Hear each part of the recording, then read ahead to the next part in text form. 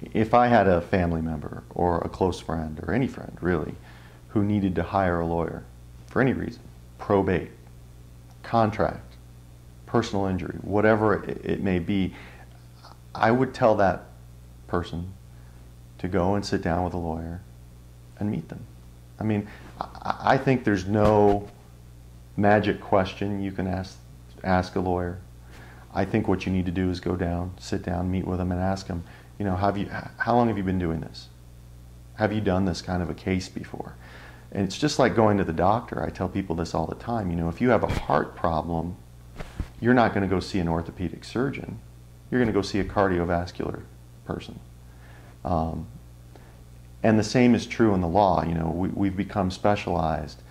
Do you have a problem with a will or an estate where you're going to go see a wills and estates lawyer? Do you need a contract written up? You're going to go see a contract lawyer. But if you need a lawyer to go to court for you, then you're going to ask those kinds of questions. Have you handled cases where you've had to go to court? There's a lot of lawyers out there who can't stand going to court. They don't want to step foot in the courtroom. And you need to know that before you hire your lawyer. That's really important, obviously. So that'd be the number one thing. The number two thing I think I would ask them is, do they believe in my case? Because I think that whenever we do something, anything in life, if you don't truly believe in it, you're not going to excel. You're not going to do as well as you could otherwise. So I think that's the second thing that you want to ask your lawyer. And I think you'll learn a lot by asking a lawyer if they really believe in your case after you've told them about it, about what happened to you and what you've been suffering through and what's gone on.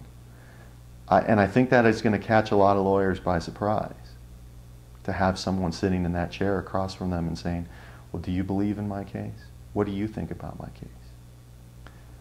And I think those are the two big ones, obviously.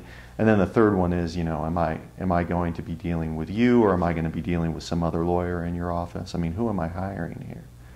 And that's acceptable for, you know, other lawyers to work on cases. I'm not saying that it isn't. And sometimes you have multiple lawyers working on your file. That can be a good thing or a bad thing.